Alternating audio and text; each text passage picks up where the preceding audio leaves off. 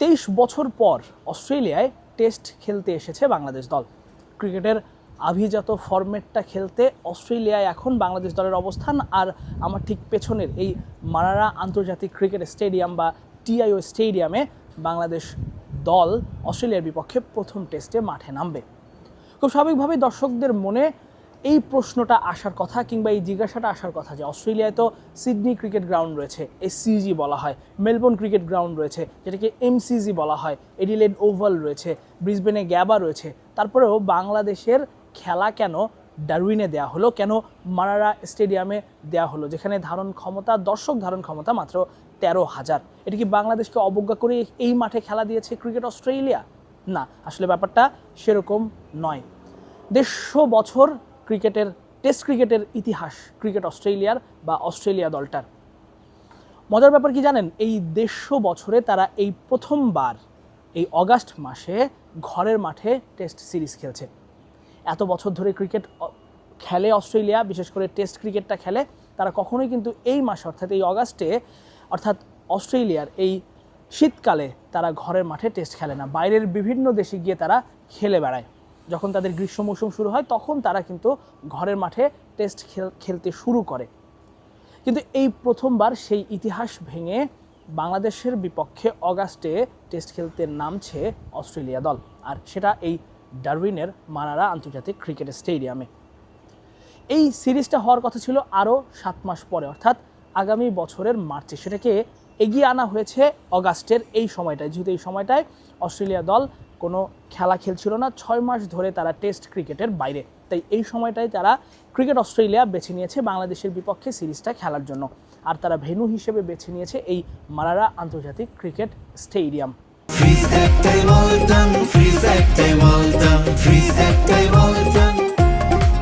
শুধু তাই নয়, 150 বছর টেস্ট ক্রিকেটে অতিবাহিত করা উপলক্ষে অস্ট্রেলিয়া মেলবোর্ন ক্রিকেট গ্রাউন্ডে ওই মার্চ মাসে ইংল্যান্ডের বিপক্ষে একটা প্রীতি ম্যাচ খেলবে, টেস্ট ম্যাচ। সেই ম্যাচটাকেই আসলে উইন্ডো তৈরি করতেই বাংলাদেশের এই সিরিজটা আগিয়ে আনা হয়েছে এবং এই মারারা আন্তর্জাতিক ক্রিকেট স্টেডিয়ামে খেলা হচ্ছে।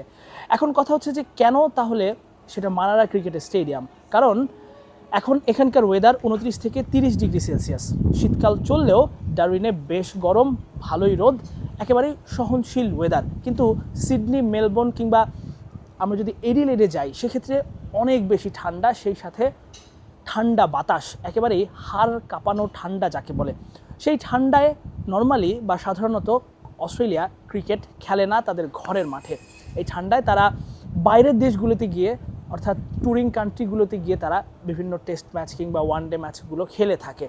তো সেই জায়গাটায় যখন সিডনি, মেলবোর্ন কিংবা এডিলেডে আসলে এরকম আবহাওয়া, প্রচণ্ড ঠান্ডা, সেখানটায় আসলে বাংলাদেশের খেলা রাখাটা তাদের জন্য একেবারেই কঠিন ছিল। সেই সাথে আরও একটা গুরুত্বপূর্ণ ব্যাপার হচ্ছে এখন অস্ট্রেলিয়ায় একেবারে ফুটবল, যেটা অনেকটা রাগবির মতো একটা খেলা, বেশ জনপ্রিয় অস্ট্রেলিয়ায়। এবং কি মজার বিষয়, এই যে মারারা স্টেডিয়ামটা দেখতে পাচ্ছেন, এই স্টেডিয়ামটা কিন্তু মূলত ফুটবলের জন্যই ডেডিকেটেডলি তৈরি করা হয়েছে, যেটাকে অস্ট্রেলিয়ানরা ফ্রুটি বলে থাকে।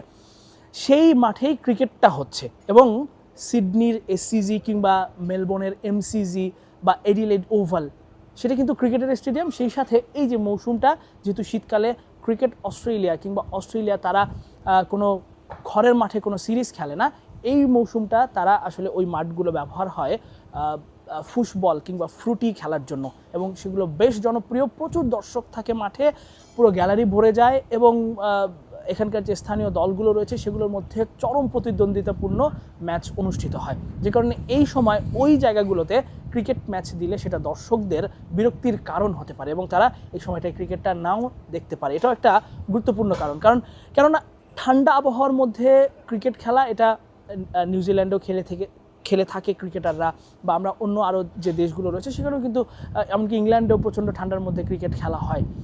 তো এটাও একটা কারণ যে ফুটবল এই সময়টায় চলে, যে কারণে কিন্তু সেখানটায় আসলে খেলা দিয়ে দর্শকদের বিরক্তি কারণ করতে চায় না ক্রিকেট অস্ট্রেলিয়া, যে কারণে এই ডারউইনে খেলাটা দেওয়া হয়েছে। এবং ডারউইনের আবহাওয়া এখন দুর্দান্ত, চমৎকার, এবং এখানে অনেক দর্শক, অনেক পর্যটক যারা এখানে এসেছেন এই মৌসুমে, বিশেষ করে যেহেতু ফিশিংয়ের জন্য এই ডারউইন বেশ জনপ্রিয়, তারা ফিশিং করার জন্য বিভিন্ন জায়গা থেকে এসেছেন।